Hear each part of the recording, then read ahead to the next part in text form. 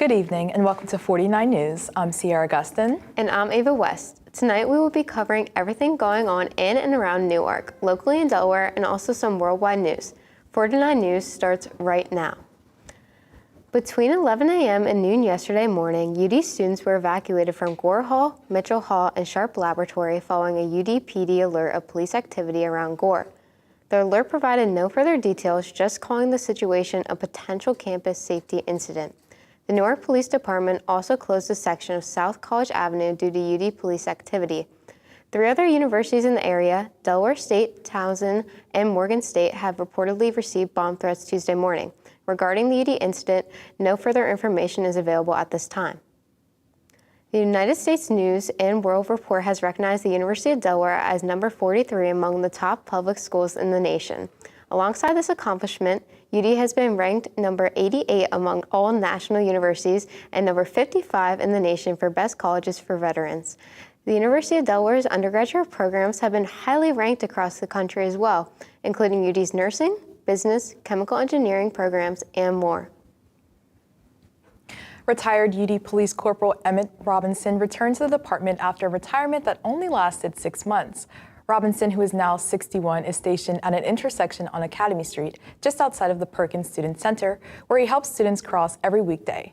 Robinson has gotten to know many of the students who cross each day and says that his goal as a crossing guard is not to give tickets, but to ensure the safety of UD students. Little Bob offers a wide range of workout classes for UD students, having something for everyone. Let's hear from Ava West as she gathers more information on why they are so beneficial. At the University of Delaware, campus recreation provides a wide range of fitness options for students. This includes a selection of fitness classes at the main fitness facility known as Little Bob. From Pilates and cycling to ropes and weights, there's something for everyone. Let's hear from Polly Weir, UD's Director of Conference and Event Services and Fitness Instructor, about what more the program has to offer. I can tell you that my class is usually full or almost full, and the classes that are, we've got some really popular classes on campus, and just about all of them are filling up pretty regularly.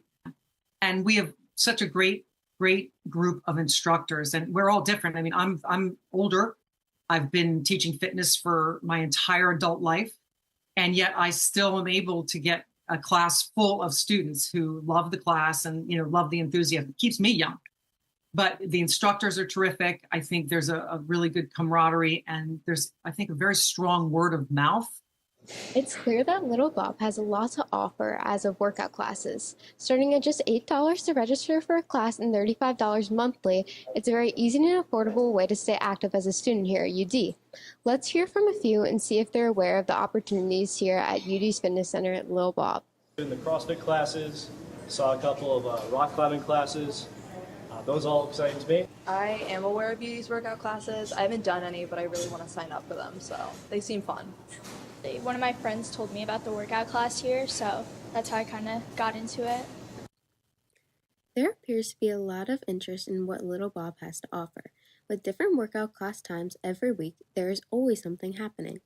Check out UD's recreation classes online today for more information. From 49 News, I'm Ava West.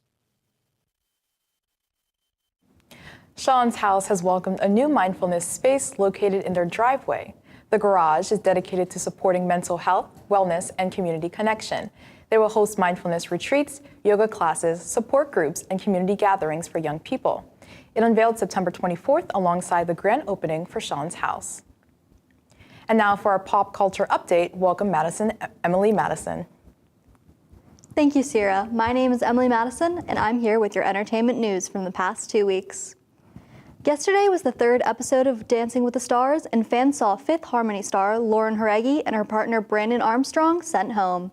Topping the leaderboard for the 3rd time in a row was Secret Lives of Mormon Wives star Whitney Levitt, and for the 2nd time, Olympian Jordan Childs. In celebrity news, actress and producer Nicole Kidman has filed for divorce from her husband, country musician Keith Urban. The couple was married for nearly 20 years and have 2 teenage daughters. In court documents, Kidman cited irreconcilable differences as the reason behind the divorce.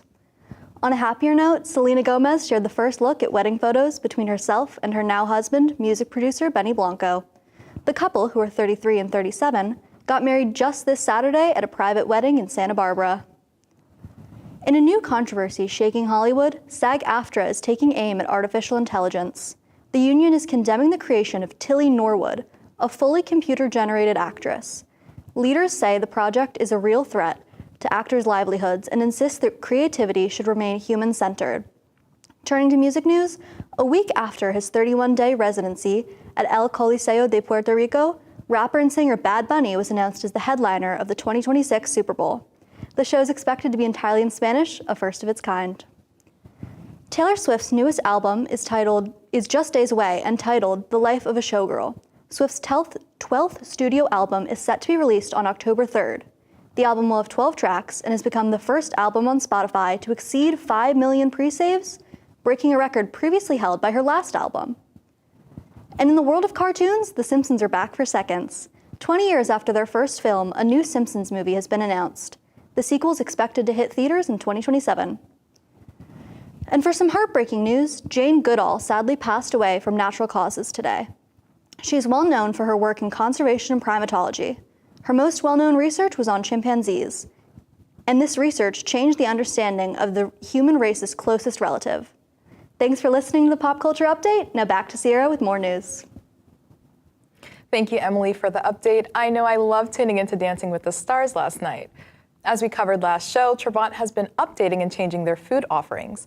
Olivia Spuliage went to learn more. Trabant hosted their soft grand opening on September 22nd.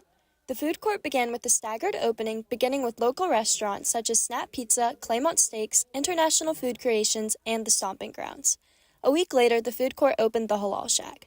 This would be Trabant's newest restaurant, bringing a combination of Mediterranean, Middle Eastern, and American-style cuisine to campus. Although Trabant's food court now holds 5 different restaurants, there are mixed opinions about the renovations. I interviewed students to find out more.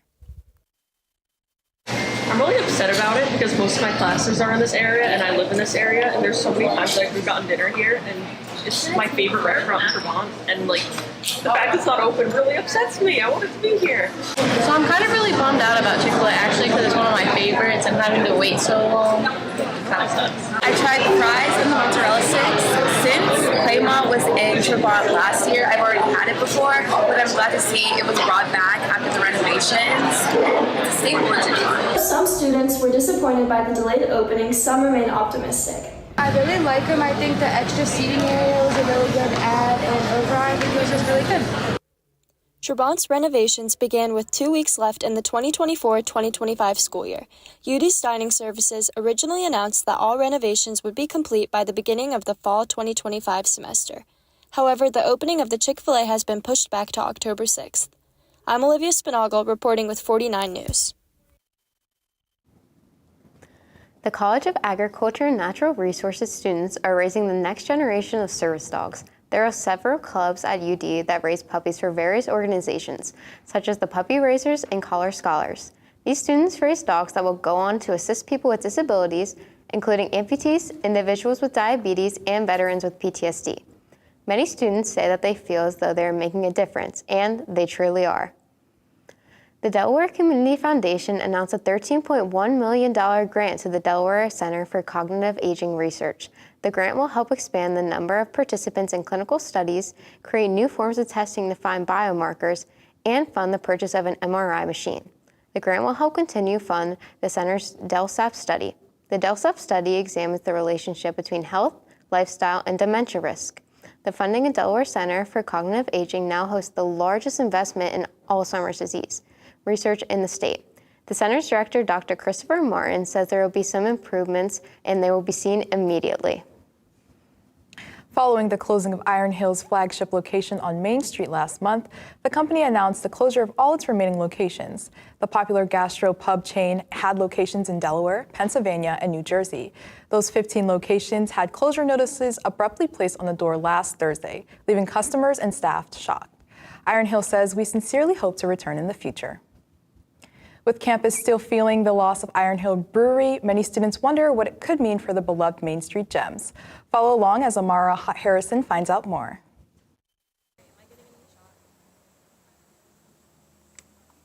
On September 10th, Iron Hill said goodbye to not only their Main Street location, but all 16 locations.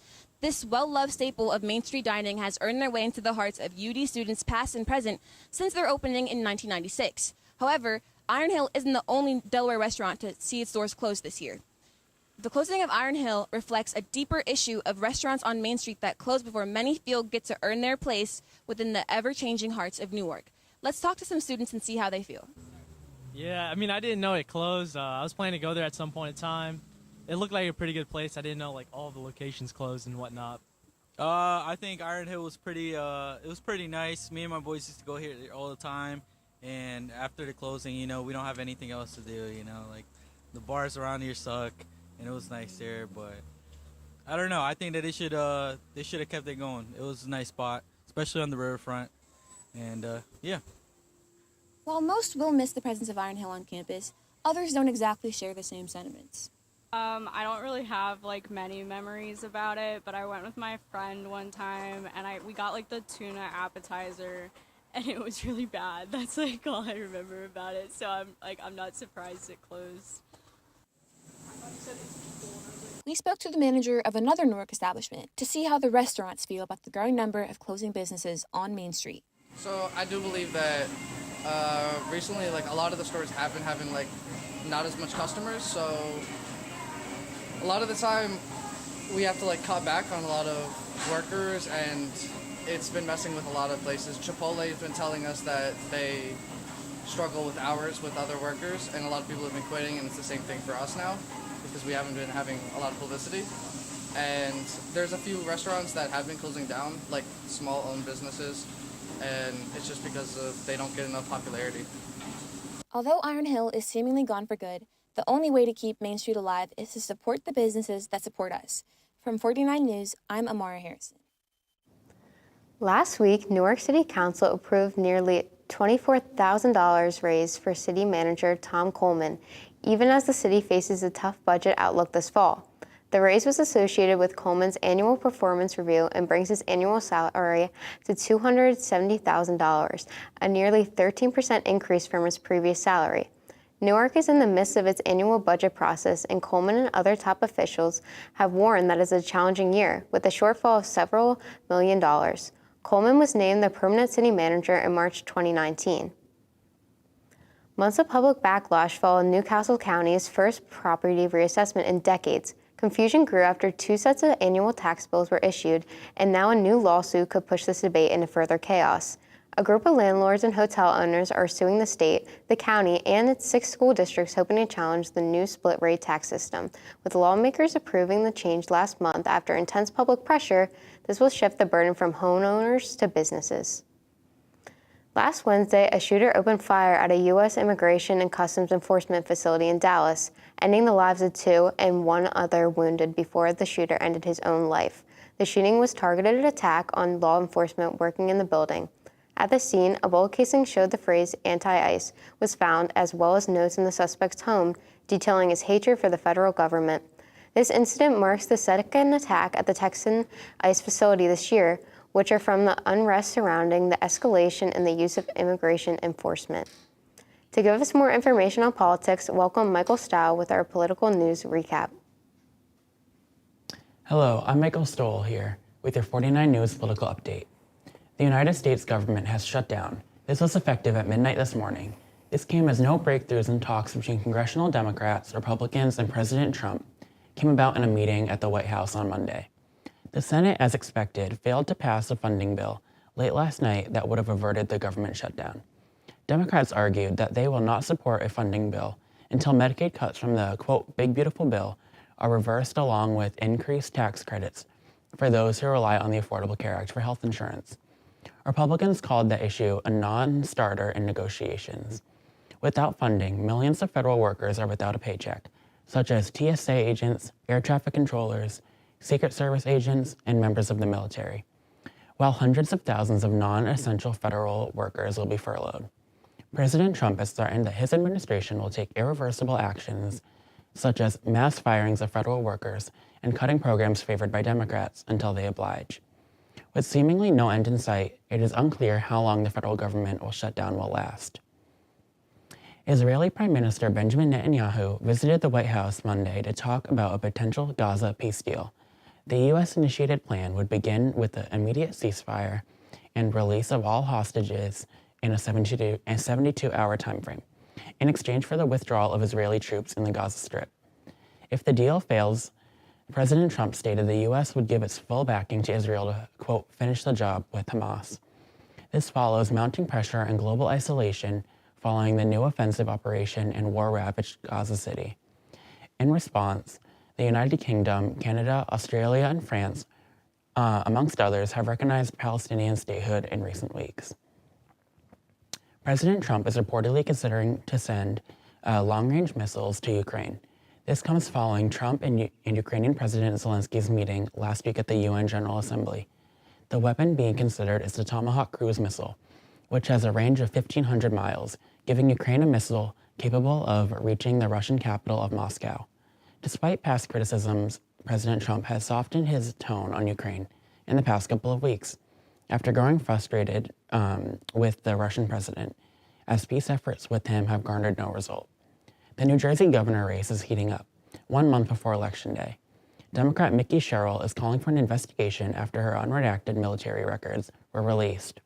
The records showed a perfect record when in the military, but had her social security number within the documents. The National Archives called the mishap a technician's mistake. Sherrill is highly skeptical of the situation, believing it is another example of President Trump weaponizing the federal government to go after his political opponents. This follows an Emerson College poll showing the race between Sherrill and her opponent, Republican Jack Tittarelli, in a dead heat. I'm Michael Stoll. That's all I have for your political news tonight. Now back to Ava. Thank you, Michael. There are a variety of boutiques and retail stores around UD's campus, but what makes each of those unique varies. Rooted on Main is among these stores, and Natalie Rulio went to check out its special story. Located right here in Newark, Delaware, the well-known retail store Rooted on Main was established in 2021. The woman-owned and family business was founded by Betsy Beeler and Ashley Rector. Rooted on Main offers a carefully selected assortment of clothing, accessories, home decor, gifts, and locally made food items. They are known for their endorsement of various small businesses and local vendors. Let's hear from the co-owner of Rooted on Main, Betsy Beeler, for more about how this family business came about. My business partner is Ashley, and she is my niece. And we actually started the business also with my sister. And part of our mission, a big part of our mission, is to build local community around our business. Okay, so we do that by having local vendors, and we also do that by participating in local events. And part of the reason we brought it to Newark was this has always been a special place for me. There was just a liveliness about it, and so I wanted to have a business here is really a dream. We have a lot of local vendors. Some of them are students. We have some amazing new students this year, and a lot of local community members as well. We participate in some of the University of Delaware events in terms of sponsorship, donations, raffle baskets, and we will occasionally have some of our local vendors do pop-up shops in front of the store. So that's kind of how we build community here. Last year we sold a sweatshirt that was part of the proceeds went to UDance. We have some new vendors this year that are students. A graduated student, Tara Lennon, who she does all the stickers. She has done t-shirts for us. She does a tremendous job. It is clear that Rooted on Main prioritizes community and craftsmanship by supporting small creators. Let's speak with Rooted on Main's digital marketer to hear more about how they promote their business. After I went to school for marketing, they asked me to run their online store and then take on their social media for them. Our website is rootedshop.com, and our TikTok is actually the exact same thing. The online store is so wonderful because it's got some things that we're able to carry a couple artists there that we're not able to carry in person because, obviously we're limited space-wise. So you can go on rootedshop.com and find some people that might not be here, but then you can also come in person and find some things that we might not have online. One of my favorite parts of our online store is that we have a Meet the Artist page. So you can go on there and you can kind of read about the stories behind a lot of the artists that we carry. It's been such a pleasure to work here because I feel like I really grew in a lot of confidence. Local businesses are a driving factor of what keeps Rooted on Main thriving. Their products cater to all age groups, featuring items like baby toys, sorority merchandise, cookbooks, and more. Rooted on Main has it all. For 49 News, I'm Natalie Rulio. On Route 1, northbound near Roth Bridge, a man faces charges in relation to a road rage incident. Two men started to drive aggressively on Tuesday morning and collided. No injuries were reported, but 33-year-old Joseph Novak of Dover is charged with firing a handgun at the SUV involved, driven by a 64-year-old man. The handgun was legally owned by Novak, and he is charged with possession of a firearm during commission of a felony and reckless endangering. An insect native to East Asia that goes by the name box tree moth has made its way to Newcastle County, as the Delaware Department of Agriculture confirmed. Inspectors come across the bug during routine trap checks near county lines. The moth feeds on boxwoods and can strip or even kill the plant if left unchecked. This is the first sighting since the first Delaware detection in Kent County last year. Officials urge homeowners to watch for damaged leads and contact the Delaware Cooperative Extension for guidance on managing the infestation. Lewis Police Department has arrested 30-year-old Maryland resident Alexander Gard after finding an abundance of illegal guns and ammo inside of his truck. Gard has reported his truck as missing to the police, which officers found in search, leading to them locating Gard in an Airbnb outside the city where he was arrested. He is currently being held in Sussex Correctional Institute for 5 counts of possession of a firearm during commission of a felony and 6 counts of possession of a firearm or ammunition by a person prohibited due to prior violent felony crime. We'll be right back after this quick commercial break.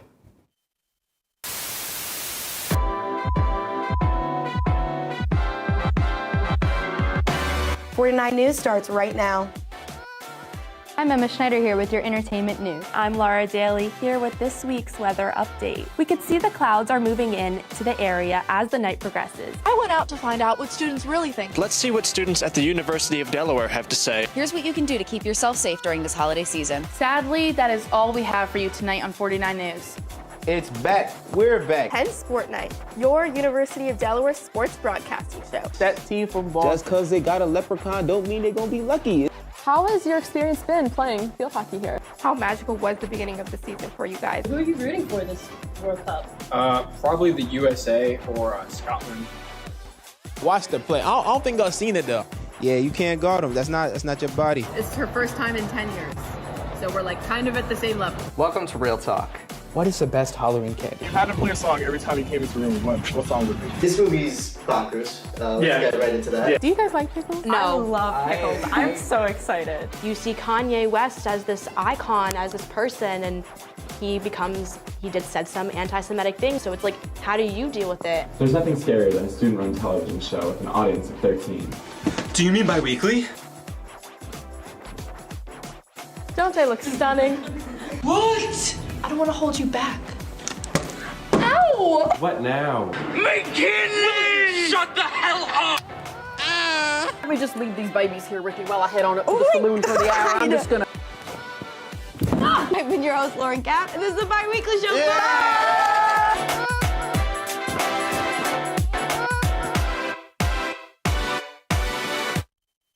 The CDC estimated that adults 65 and older were 10 times more likely to be hospitalized by the flu and COVID-19.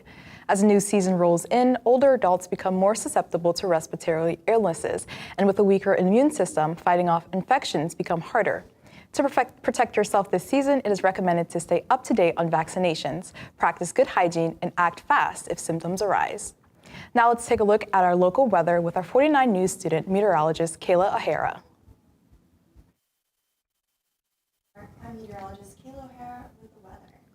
Looking at our local conditions this afternoon, the temperature is on the colder side compared to yesterday at 72 degrees. Currently, it is slightly colder as we are sitting in the high 60s. Tomorrow morning, be sure to bring a sweatshirt because it will be even chillier in the mid-50s. Let's take a look at the 7-day forecast tomorrow. And Friday, temperatures will reach in the low 70s and at night down into the low 50s. The rest of the week looks partly sunny skies into next week. The temperature begins to rise. It's a toss-up for the pick of the week. Both Saturday and Sunday are looking to be beautiful with mainly sunny skies with a high of 70. It's looking to be a great weather for the Parents' Weekend. Thank you for tuning in into Blue Hen Weather. See you next time. As the weather changes, finding to stay active may be hard, but the University of Delaware has got just the solution. I've got the story. To tree-lined paths, The University of Delaware has no shortage of ways to get around.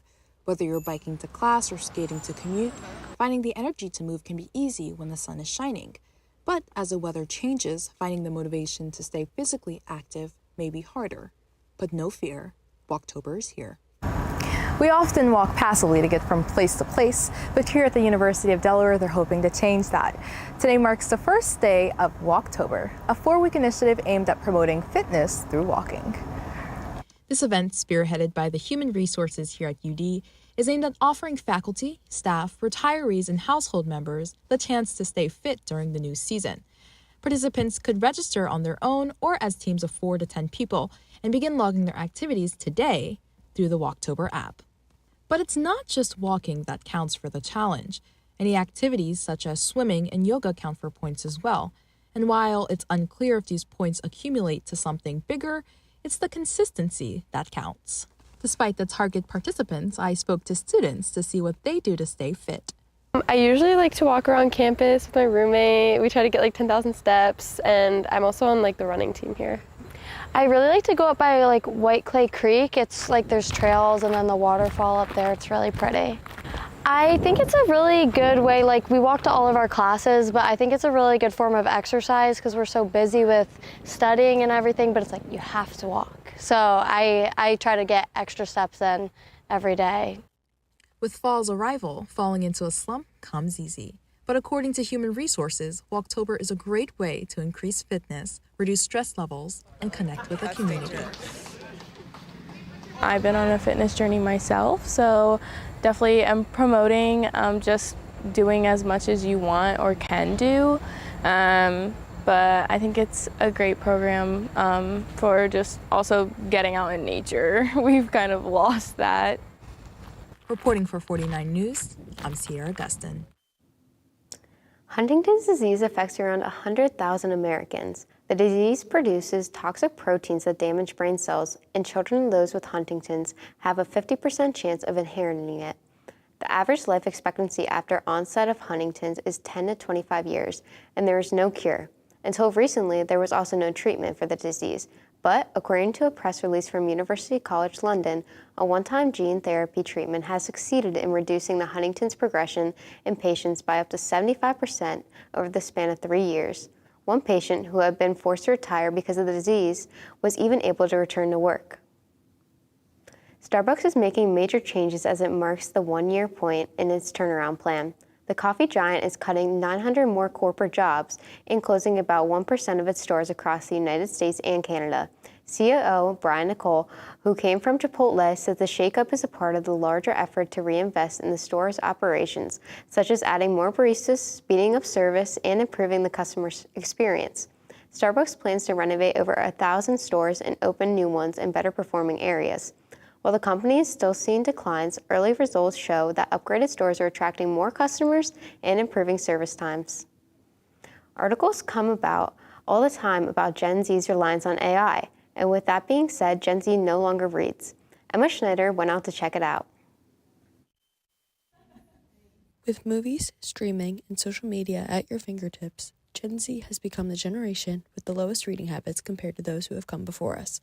But according to UD's official book club, this is not the case. So I would say just because we're on social media more or we're using AI more and we've grown up with this stuff doesn't really change fundamentals that we still like to do and hobbies that we still like to do. If anything, it helps us expand them so much quicker because we're not going to our local bookstore being hey, what do you guys recommend? And then having to go out of our way to do that. Instead, it's just coming up on your For You page. With the rise of Book Talk, a large community on TikTok recommending books, more and more users are picking up books and helping people engage more with reading. A lot of things on social media, so many more people have been picking up books just because they're getting these recommendations and everyone's oh yes, I read this and I loved it, I read this and I loved it. And they can scroll through the comments and be everyone's loving this book. You're oh, I don't want to miss out on this. What are they reading and what are they loving?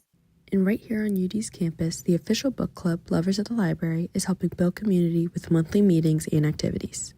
really hopeful that it's going to be a great way to meet people and like make new friends on campus. I feel like especially because a lot of people do read, but people don't really talk that openly about it. So if you're coming in here and like we're all talking about books, like it could be like, oh, you love that book, so did I, and then that could potentially be a new friendship.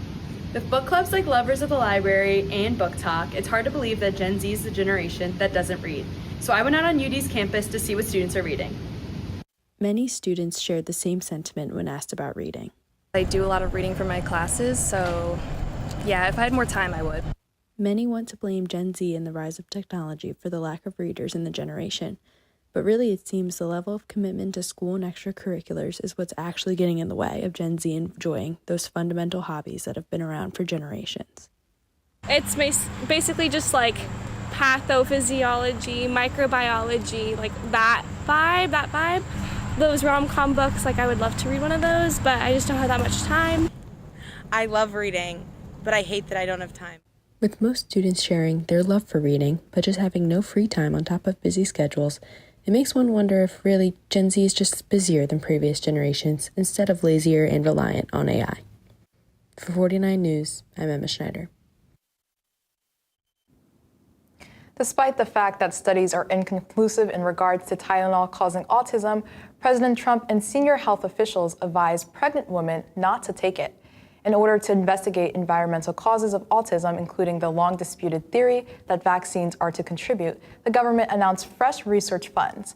According to most scientists, autism is not caused by a single medication or factor, but rather a combination of genetics and environment.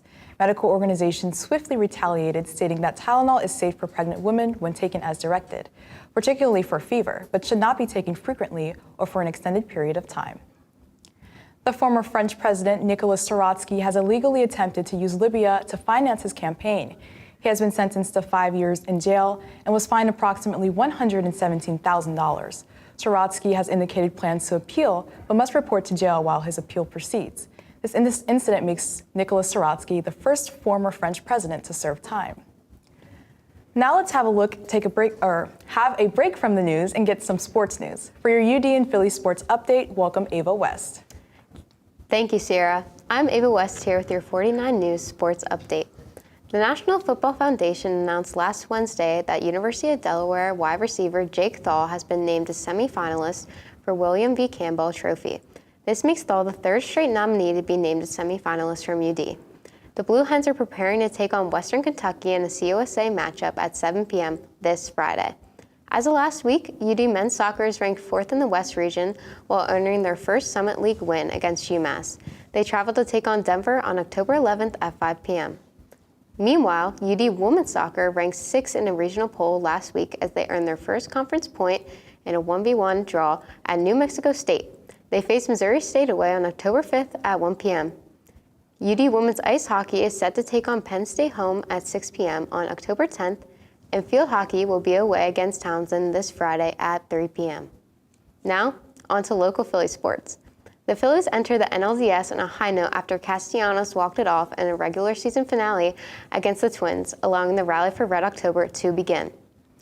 The Eagles put an exciting twist on the tush push for 2 touchdowns this past Sunday against the Bucks. First, Hurts gave an underhand pass to Goddard and later a handoff to Barkley, who waltzed into the end zone untouched. This led to a victory for the Birds with a final score of 31-25 to remain undefeated. That's all the sports this week. I'm Ava West, and now back to the news. This month, Delaware is hosting a plethora of fall alternatives in the 3 counties for those less interested in spooky aspects of the spooky season. The event are catered to families who still want to experience the energy of the Halloween without quite as many tricks. Delaware is offering horse races, riverfront performances, parades, and even a night at the Hagley Museum. Consider bringing your family out to see a bit of the magic. In the air, Grace McKenna with the campus to see how students are feeling about the changing of the seasons. It's in the air on campus. With the leaves changing colors and the cool breeze flowing, many students are excited for the new season. In Delaware alone, there are plenty of exciting things to do. Whether it's fall on a farm or new autumn menus, VisitDelaware.com reports Delaware has many hidden gems that make the season even more fun. I went on campus to see how students feel about the falling leaves and cool weather coming to UD. I love the season of fall.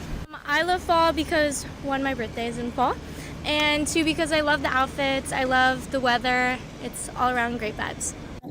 I love fall, yeah. I love fall because it's in between the seasons, so you get a little bit of everything. It's still hot, and then the leaves fall, and I think it's the prettiest season.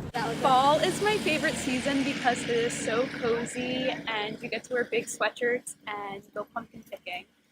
I love fall. I think fall is one of my favorite seasons. With the leaves finally changing colors, I went out to see how students are celebrating the fall season and their favorite festivities. Besides Halloween, I would say my iced pumpkin chai from Starbucks. I love fall because I love Halloween. Halloween's my favorite holiday. Also, my birthday's in fall. I was born on Thanksgiving, and I love Thanksgiving because I get to go home and I get to eat good food with my family and celebrate. It's confirmed. The students of UD love the season of fall. Maybe it's because some have fall birthdays or their favorite Starbucks drink comes back. Whatever it is, fall is a fan favorite season here at the University of Delaware. Reporting for 49 News, I'm Grace McKenna. Well, now that it's fall, I have to ask, what are your plans for Halloween? So recently I've been talking with my boyfriend about our costumes. I think I'm gonna go Dalmatian and firefighter. That is so cute. Do you have any costume ideas? Maybe I'll be something silly like a rock. I love that. Thank you. I love it too. And that's all the time we have for you today. Make sure to stay tuned for our next show, same time, same place, on October 15th. And also make sure to keep up with us on social media at 49 News and our new TikTok. For 49 News, I'm Ava West. And I'm Sierra Gustin. Good night and stay safe, Newark.